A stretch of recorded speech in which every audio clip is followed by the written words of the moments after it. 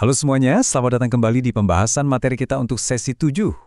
Hari ini, kita bakal membedah habis-habisan topik yang sangat krusial dari modul 8, yaitu tentang perdagangan dan investasi dalam bisnis internasional. Siap-siap ya, karena kita akan memperluas wawasan kita sama-sama hari ini.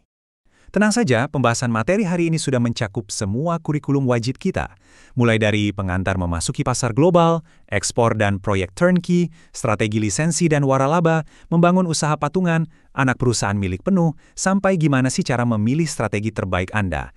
Semua sudah terangkum di sini buat bantu kalian siap 100% menghadapi tugas dan diskusi nanti. Oke, kita langsung masuk ke bagian 1, pengantar memasuki pasar global, dan dilema utama yang menanti setiap manajer internasional. Nah, seperti yang dijelaskan oleh Dr. Yang di materi kita, begitu sebuah bisnis memutuskan untuk go global, pertanyaan mutlaknya adalah gimana cara eksekusinya. Coba bayangkan 6 strategi ini seperti sebuah anak tangga. Dari ekspor, proyek turnkey, lisensi, waralaba, usaha patungan, sampai anak perusahaan milik penuh. Semakin tinggi kita naik, semakin besar komitmen sumber daya dan tingkat kontrol perusahaannya. Yuk kita naiki tangga ini satu persatu. Kita mulai langkah pertama di bagian 2, ekspor dan proyek turnkey. Ini adalah area dengan risiko rendah dan kontrol yang juga rendah. Oke, mari kita bahas lebih dalam. Ekspor ini strategi yang paling tradisional dan gampang ditebak.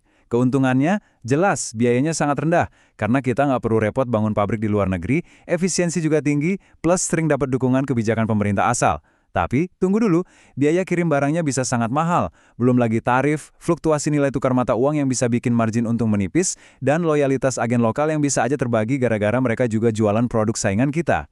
Dan bicara soal hambatan, kita nggak bisa menutup mata dari ancaman tarif. Sebagai contoh nyata dari materi kita, coba ingat-ingat perang dagang antara Amerika Serikat dan Tiongkok. Waktu itu, tarif rata-rata Tiongkok buat impor dari AS sempat tembus di angka 20,7%. Angka segede ini nunjukin banget kalau kebijakan politik itu bisa seketika bikin strategi ekspor jadi super berisiko dan mengerus keuntungan. Lanjut ke strategi kedua di anak tangga bawah, proyek turnkey. Bayangkan kayak kalian beli rumah full furnish. Kalian tinggal terima kunci dan langsung bisa ditempatin. Di bisnis internasional, kontraktor ngerjain semuanya. Dari membangun fasilitas yang rumit, melatih staf, lalu menyerahkan fasilitas yang siap beroperasi penuh itu ke klien asing. Ini tuh lumrah banget di industri teknologi tinggi kayak penyulingan minyak atau pabrik farmasi. Di satu sisi, proyek turnkey ini ngasih pendapatan besar di awal dan risikonya jauh lebih kecil ketimbang investasi langsung. Apalagi kalau politik negaranya lagi nggak stabil. Tapi, ya ada tapinya. Kita nggak punya pijakan jangka panjang di sana. Yang lebih bahaya, kita bisa aja secara nggak sengaja nyiptain pesaing baru.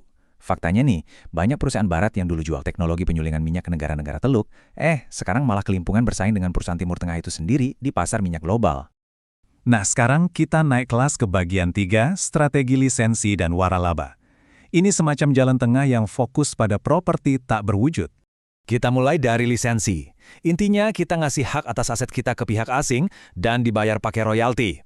Biar gampang membayangkannya, coba lihat merek-merek raksasa ini. Kalau kalian beli pijama karakter Disney atau parfum Calvin Klein, besar kemungkinan itu nggak diproduksi langsung sama mereka. Mereka cuma melisensikan mereknya ke produsen pakaian. Hasilnya, uang royalti terus mengalir tanpa mereka harus pusing mikirin biaya pabrik. Jadi poin krusialnya di sini adalah, ya lisensi emang minim modal dan membebaskan kita dari biaya overhead.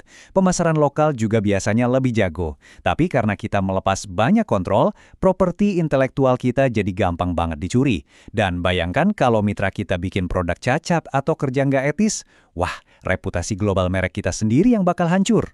Dan ini mengilustrasikan dengan brilian bedanya lisensi dan waralaba atau franchising. Waralaba itu ibarat lisensi level dewa.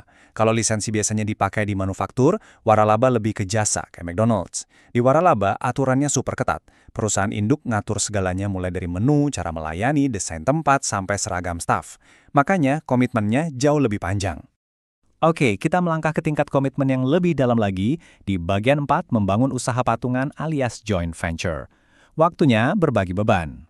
Konsep joint venture itu sederhana. Dua pihak atau lebih sepakat patungan sumber daya buat bikin entitas bisnis baru.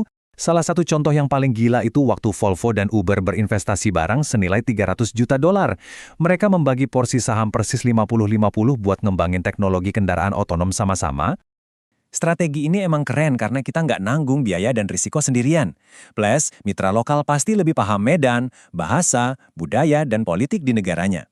Tapi realitanya, begitu mitra asing ini udah mulai paham seluk-beluk pasar lokal dan merasa makin pintar, mereka seringkali merasa nggak butuh mitranya lagi.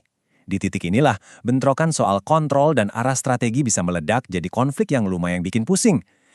Akhirnya, kita sampai di puncak anak tangga kita di bagian 5, anak perusahaan milik penuh atau FDI. Ini wilayah ekstrim, risiko tinggi, kontrol juga tinggi. Ini dia opsi puncaknya. Foreign Direct Investment atau FDI. Dalam bentuk yang paling mentok, kalian mendirikan anak perusahaan milik penuh di negara lain, di mana kalian kuasai 100% sahamnya. Nggak ada bagi-bagi saham sama pihak manapun, kontrol total, ini bikin teknologi inti dan rahasia perusahaan kalian benar-benar aman dari incaran pesaing. Punya kendali mutlak emang kedengarannya fantastis buat meraih skala ekonomi global, tapi siap-siap aja merogoh kocek dalam-dalam. Dan kalau bisnis itu gagal, ya ruginya kalian tanggung sendiri 100%. Kalian juga harus jalan sendirian. Coba bayangkan, masuk ke Tiongkok tanpa guanxi, alias koneksi dan kepercayaan kultural yang mendalam dengan orang lokal. Tanpa dukungan semacam ini, jalan kalian bakal terjal banget. Nah, kalau kalian emang nekat mau melakukan FDI, kalian bakal dihadapkan pada persimpangan jalan klasik ini. Mau akuisisi atau usaha greenfield. Akuisisi itu berarti kita beli perusahaan yang udah jalan. Cepet sih eksekusinya, tapi awas, ada risiko benturan budaya manajemen yang bisa merusak moral karyawan di sana. Terus gimana dengan greenfield? Usaha greenfield ini benar-benar merefleksikan namanya, ladang hijau. Kalian datang ke negara orang, beli tanah kosong, bangun pabrik, rekrut tim, dan membentuk budaya operasionalnya benar-benar dari nol. Eksekusinya emang jauh lebih lambat ketimbang akuisisi, tapi kalian punya kebebasan mutlak buat ngebentuk budaya perusahaan tanpa harus ribut mengubah kebiasaan lama karyawan sana. Tapi ingat, siapkan modal raksasa kalian.